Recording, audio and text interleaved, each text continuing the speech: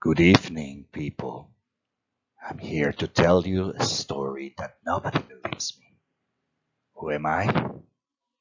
Some people say that I'm a ghost.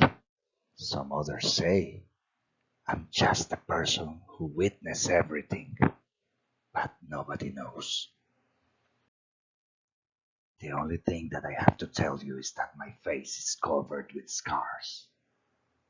Scars that remember every single moment, the problem that I had that day. You're going to know what was, but not now. Anyway, this is not about me. This is about the story. And for the sake of humanity, I have to keep it in that way. So let's start with the story. It was a dark and freezing night. The sky was clear and there was a full moon, but something was different, as if everything felt different. You know, when there is a resemblance to the color of the rust, and the animals were like witnesses. They had witnessed something that they would love to forget. That's the main reason that even the owls didn't want to hoot. They weren't hooting because of fear, full fear of something. Actually, any animal didn't emit a sound. And that all happened in the middle of the mountains of Ludlow, Missouri. The story is about a young girl called Richter, Clara Richter. After Clara Richter, a normal teenager from a middle class school, invited her friends to accompany into Marquinhos Manor at night, an old mansion which had been abandoned for around 30 years after its owners mysteriously appeared slaughtered in a pond of blood. Their lives wouldn't be the same for them anymore. None of her friends understood why they were there. Some had heard some rumors that an old skinny man with a top hat and a grin had turned up in front of her to tell her that she was the heir of a far distant and old philanthropist uncle. Others had heard some rumors that it was a weird bet between her and her wealthy boyfriend Maximilian Warshire, who wanted to see if she would end up chicken up because Clara was a tough girl.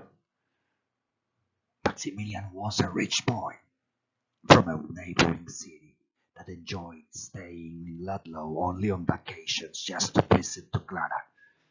Oh, I hated that guy. Nobody liked him except Clara because he was too conceited. You could listen to him starting his conversations with sentences like, "Last weekend I had my Ferrari fixed," or "In these days I will have my tennis skirt covered." That disgusts me. And for that reason, only Clara was patient with him, because he usually boasted and looked down to the others like me. But Clara defended him, telling him that he was a sweet person, and if you meet him deeply, you would understand why he was so lovely for her. Anyway, the only thing they knew for sure was that if she was there the whole night, she would be millionaire, and that was the main reason that they were there with her to support her in that challenge. Before they broke into the manor, Clara told them one thing she had to do to win. She had to write in the mirror of the central room this statement: "I'm Clara Richter, and this is just for me. This belongs to me, not to the others."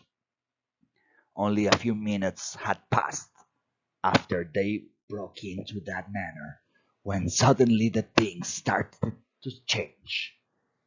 They started to act very strangely. They started yelling at each other, and some terrible things were told, making them move into different parts of the mansion. Joseph, the oldest of all, wrathful and breathing heavily, after the confrontation, rushed into a huge old empty yard. It was around an acre, and he was walking into it, but he didn't notice that the plant started growing behind him, giving the appearance of that its garden had turned into a dense jungle. But he didn't notice that until it was too late. After wandering for about 10 minutes, he turned back and realized that he had lost all track of all of them. Even he was lost into that yard. He couldn't even notice where the entrance was, and he was so befuddled that he couldn't even remember if he had walked straight or zigzagged because it was an irregular path, crowded with huge trees, and there was a canopy of branches that limited his vision. Everything was dark because that canopy was passing into the sunshine, blocking it. He started panicking, so he decided to sit down in a boulder and clear his mind.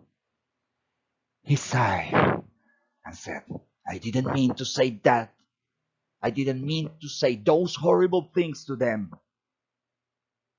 But a voice from nowhere replied, Neither did I. He thought that because he was so stressed, he was like hallucinating.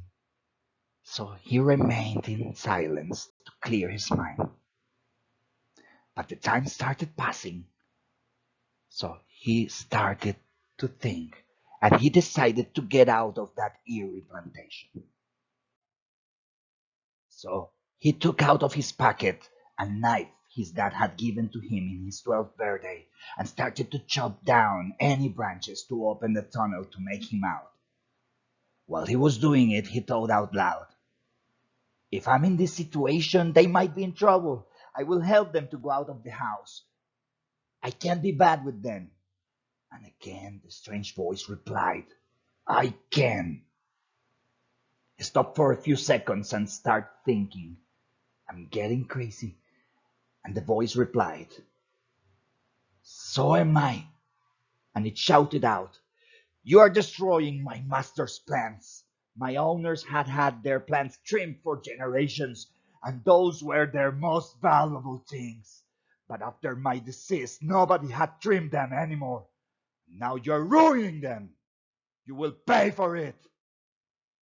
A distant cry, like a person in agony, was pitched. Then a deadly silence invaded that room.